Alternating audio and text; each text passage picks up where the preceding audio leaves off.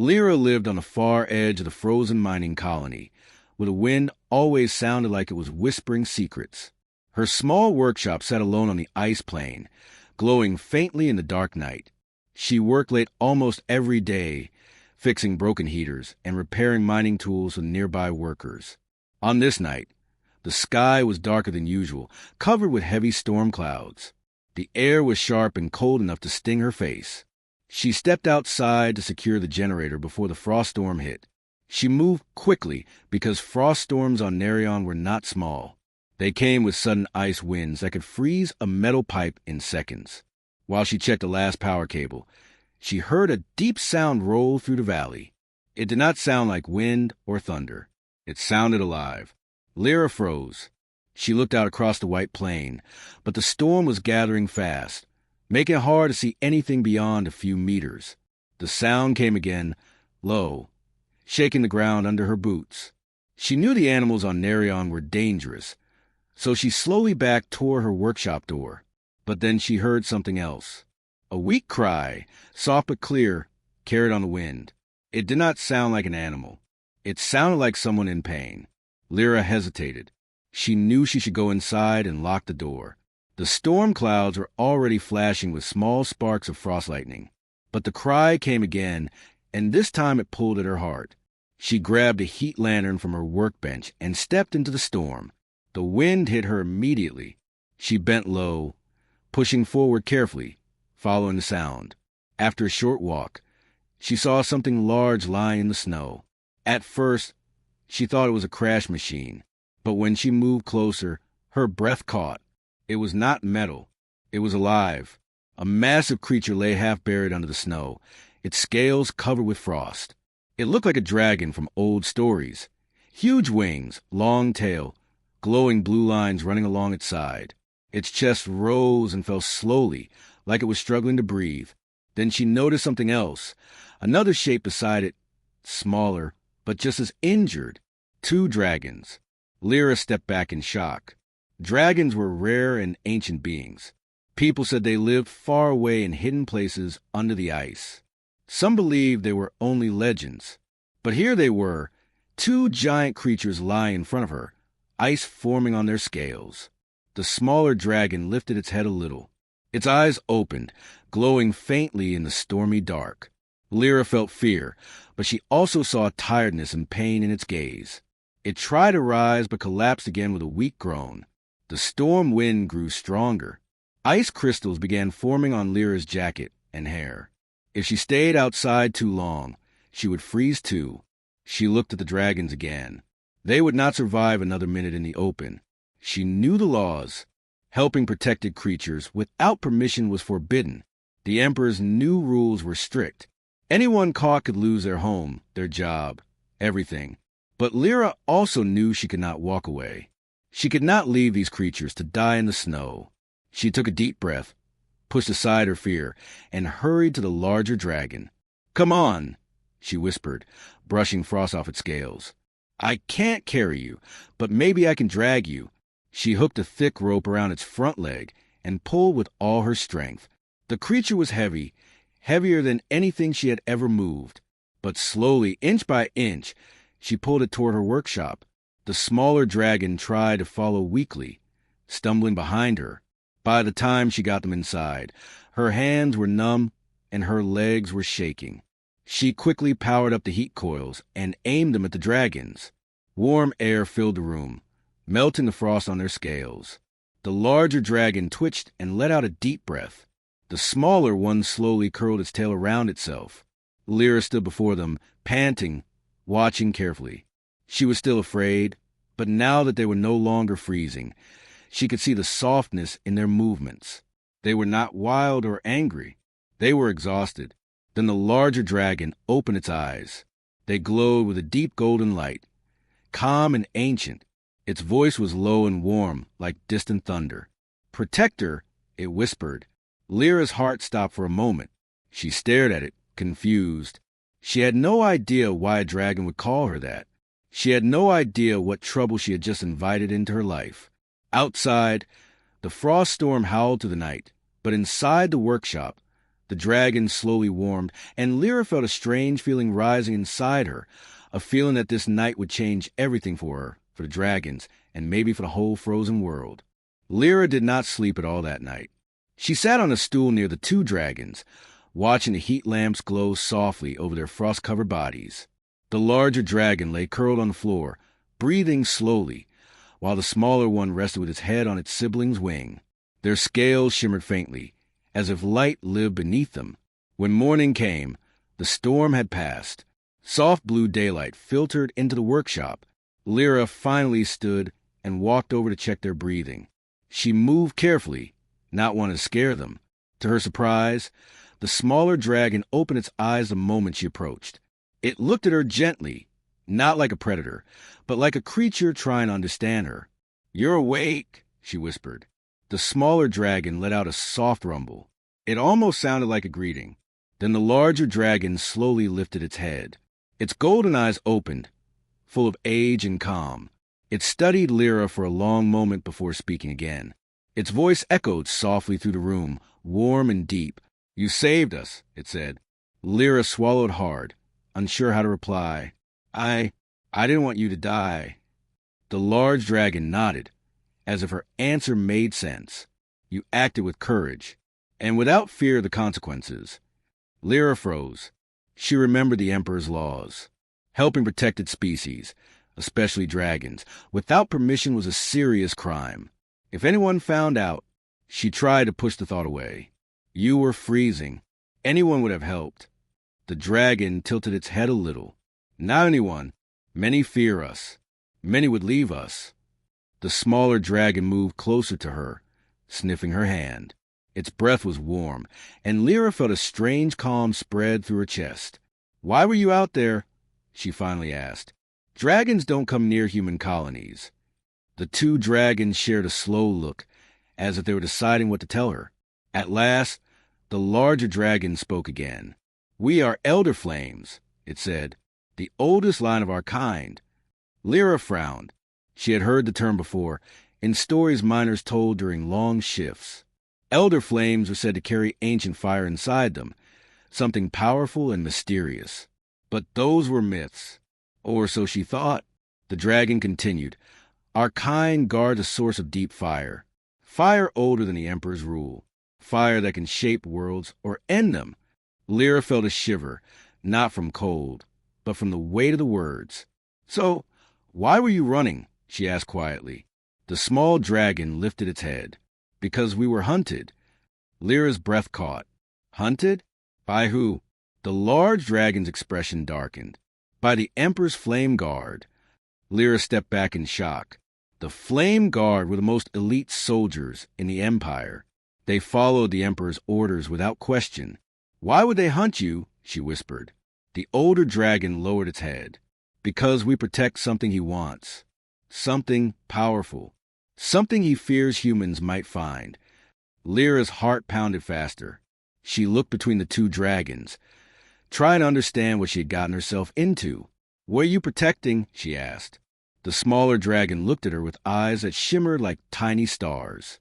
It slowly extended a wing and revealed something hidden beneath the scales, a soft, warm glow. Lyra leaned closer.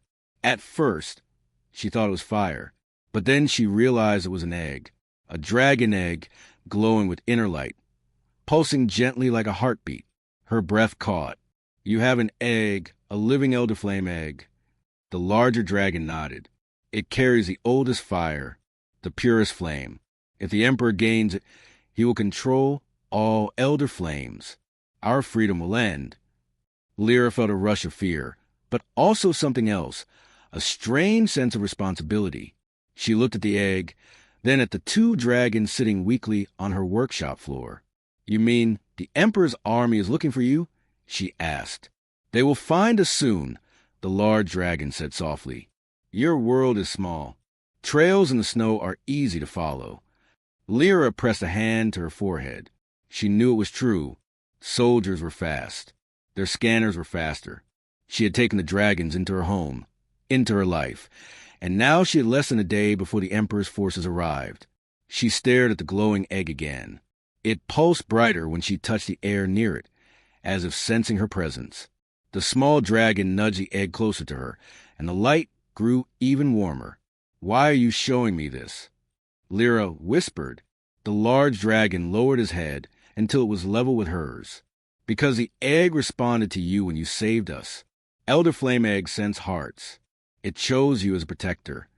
Lyra stepped back, shocked. No, I'm just a mechanic. I fix heaters, not..." The dragon cut her off, voice deep and steady. "Great protectors are never chosen for strength or power. They are chosen for their heart." Lyra felt her throat tighten. Outside, she heard something faint, very faint, the distant hum of engines crossing the sky. The Emperor's army was already coming. She stood in the center of her workshop, two wounded dragons staring at her with trust, an egg glowing softly in the warmth. She had one night to decide what kind of protector she wanted to be. The first light of dawn touched the snow outside Lyra's workshop, turning it into a soft blue field. The mountains were quiet, the wind gentle, and for a moment everything looked peaceful. But Lyra felt no peace. The two elder dragons stood behind her, still weak but alert. The glowing egg rested on a thick blanket near the heating coil she had set up. It pulsed softly like a slow heartbeat. Then she heard it, the low growl of engines above the clouds. She stepped outside and looked up. Dark shapes moved through the morning sky. Metal wings. Imperial transports. At least 3 of them. Their lights flashed red against the pale dawn, growing brighter as they descended. "They found us," Lyra whispered. The larger dragon moved beside her. "We expected this." The Emperor wasted no time. The smaller dragon looked anxious, tail curling tight. "We cannot fight in our state." Lyra swallowed. She knew that too well.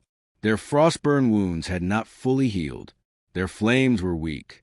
Even at full strength, taking on an entire Imperial squad would be dangerous. Like fighting a storm with a candle. "What do they want exactly?" she asked. The large dragon's voice was heavy. "The egg, our ancient fire. They believe that with it, the entire Elder Flame lineage will bow to their emperor." Lyra clenched her fists. "And if they take it?" The smaller dragon shivered.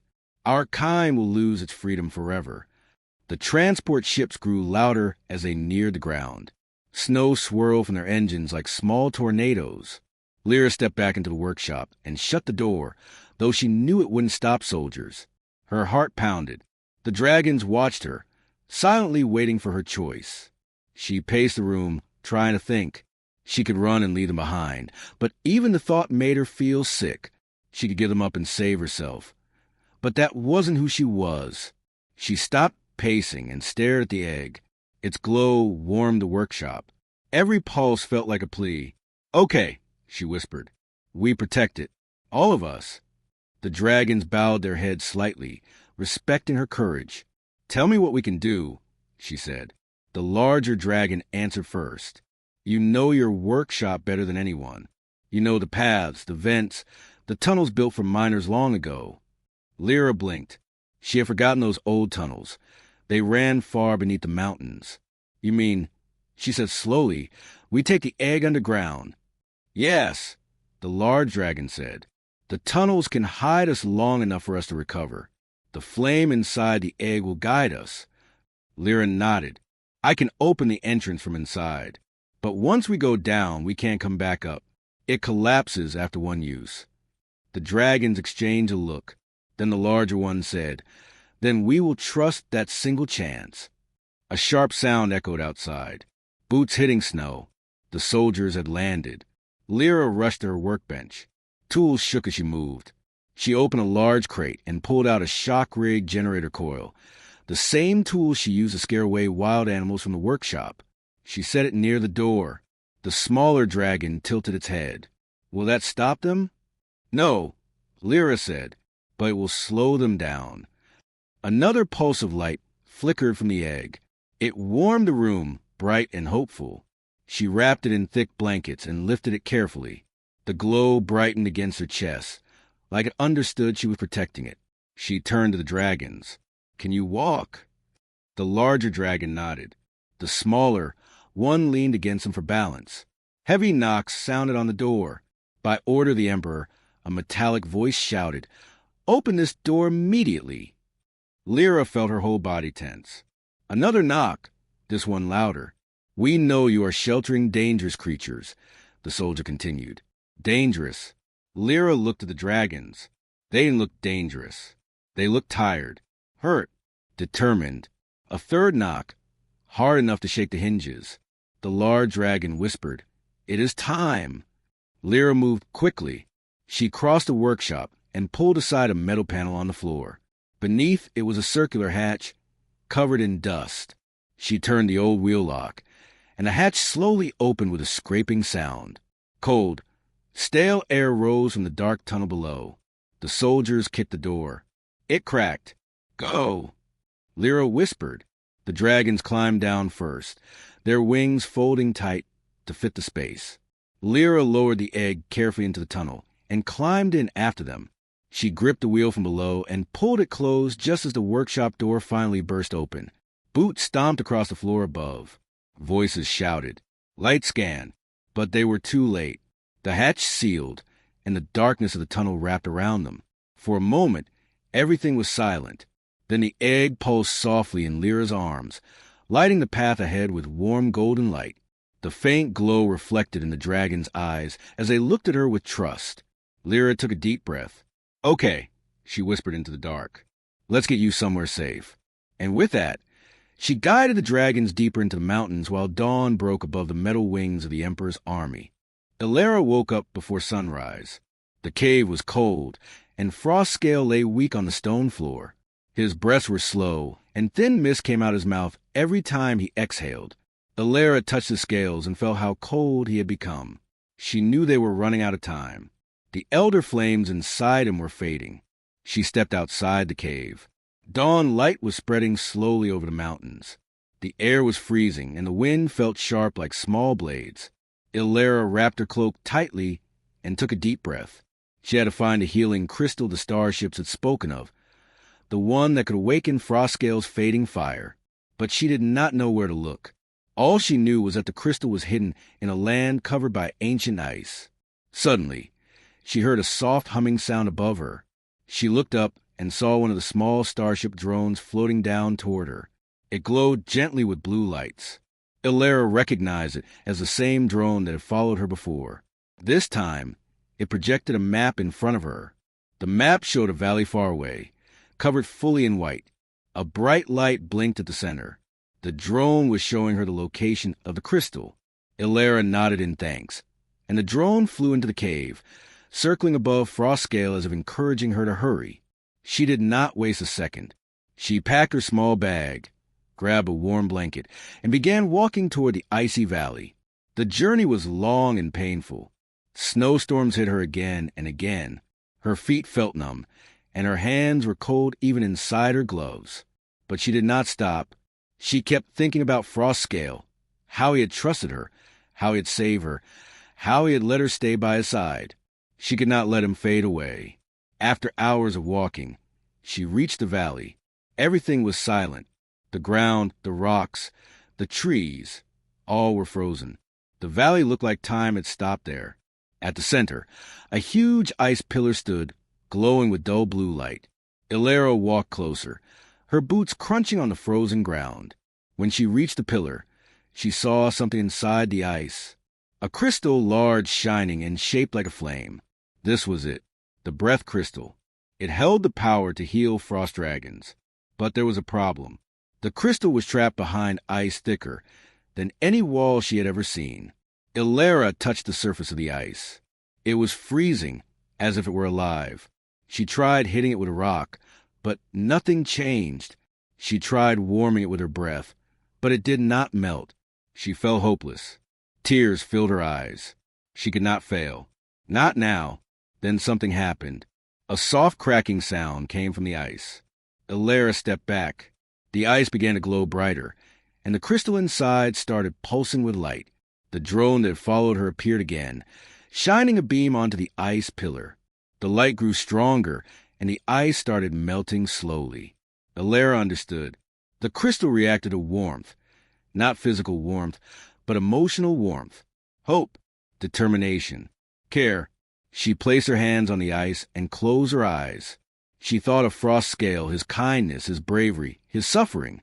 She thought of the moment he trusted her, the moment she saved him. She felt her heart grow warm, even in the freezing air. The ice cracked louder this time. A huge piece fell away, then another. The light increased until the entire valley glowed. Finally, with a soft ringing sound, the crystal slid out of the ice and fell gently into her hands. It was warm, almost alive. Ilera held it close and whispered thanks. She turned around and began running back toward the cave. Snow whipped against her face. The wind pushed against her, but she ran faster than before. She felt a new strength inside her. When she reached the cave, Frostscale was barely breathing. His scales were dim, and his wings looked heavy. Ilera hurried to his side. She placed a crystal near his chest. The moment it touched him, a powerful light burst out. The cave filled with warmth. Frostscale exhaled deeply, and a soft glow spread across his scales. His eyes opened slowly. They were brighter now, full of life. He looked at Ilera with gratitude. She smiled, tears falling from her eyes. The dragon lifted his head and breathed out a shimmering mist. It floated around the cave, melting the frost on the walls. His healing breath was back. Ilera sat beside him, exhausted but relieved. Frostscale lowered his head gently beside her, keeping her warm with his breath. The dawn light outside grew stronger, spreading new hope over the mountains. They had done it. The fire inside the frost dragon lived again, and their bond was now stronger than ever. The morning sun slowly touched the mountains as Ilera sat beside Frostscale. The dragon was still weak, but the healing crystal had brought back a warm glow to his scales. His breaths were steady again, and he lifted his head with calm strength. Ilera felt relief wash over her. She had feared losing him, but now hope lived again. Outside the cave, the land was quiet. Only the soft hum of the starship drones broke the silence. They floated near the entrance, watching Frostscale carefully. Ilera felt that they were waiting for something, but she did not know what. Frostscale shifted slightly and looked at her with deep blue eyes.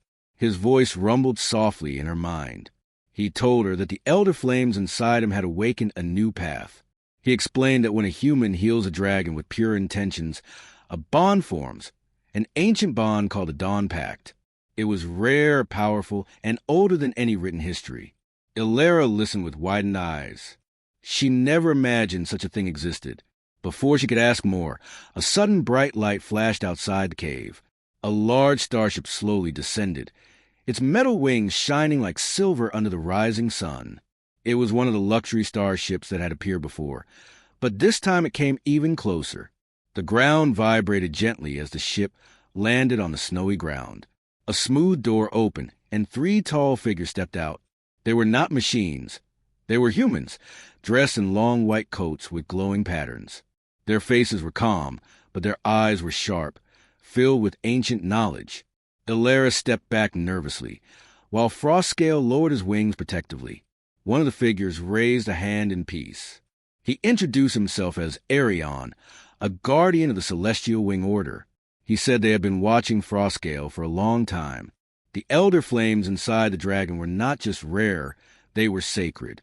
And now, because Ilera had healed him, she had become part of a responsibility she never asked for but could not ignore. Ilera tried to understand their words. Arion explained that the Dawn Pact meant she and Frostscale were now connected. Their bond could restore balance to the mountains, protect the skies, and stop an ancient danger that was slowly returning. Ilera felt fear, but also pride. She had always dreamed of helping others. She never imagined she would help a dragon and possibly save an entire land. Frostscale slowly rose to his feet. Though still weak, he stood tall and majestic. His wings opened slightly, creating a soft wind in the cave. He told the Guardians that he accepted the pact. He trusted Ilera with his life, and together they would face whatever danger waited in the shadows. Arion nodded and stepped closer. He handed Ilera a small metal bracelet. It was light, glowing softly with blue light, the same color as Frostscale's scales. He explained that the bracelet was a communicator and a guide. It would allow her to speak with the starships, call for help, and sense danger before it came. Ilara hesitated, but accepted it. When she put it on, the bracelet fit perfectly, as if it were made just for her. The other two guardians placed a glowing stone at the entrance of the cave. Arion explained that the stone would protect the cave and hide it from anyone with harmful intentions. Ilara felt a strange comfort at the idea that Frostscale would be safe even when she was not there. Then Arion spoke of the danger creeping toward their land. A force known as the Ice Veil, a cold power that once tried to freeze entire kingdoms, was growing again. The Elder Flames inside Frostscale were one of the few forces that could stop it. But the flames alone were not enough. They needed the Dawn Pact. They needed Ilara. The weight of his words settled on her shoulders. She was just a nurse who had lost her job. She never felt important. She never expected starships, dragons, or ancient powers to care about her. And yet, they had chosen her. Or maybe Frostscale had chosen her. She looked at him and saw trust in his eyes. That gave her strength. The Guardians bowed and returned to their starship. As it rose into the air, the wind from its thrusters sent snow swirling around them. Ilara stood beside Frostscale, watching the ship disappear into the bright sky. For a long moment, neither of them spoke. The mountains were silent. The air was cold but peaceful. Ilara finally placed her hand on Frostscale's warm scales. She whispered that she would not run from this. She would stand with him. Frostscale lowered his head and touched her gently with his nose, sealing the promise. The Dawn Pact was complete. Together, they stepped out of the cave. The sun rose higher, shining on the snowy land. A new journey waited, filled with danger, mystery, and hope, and they would face it side by side.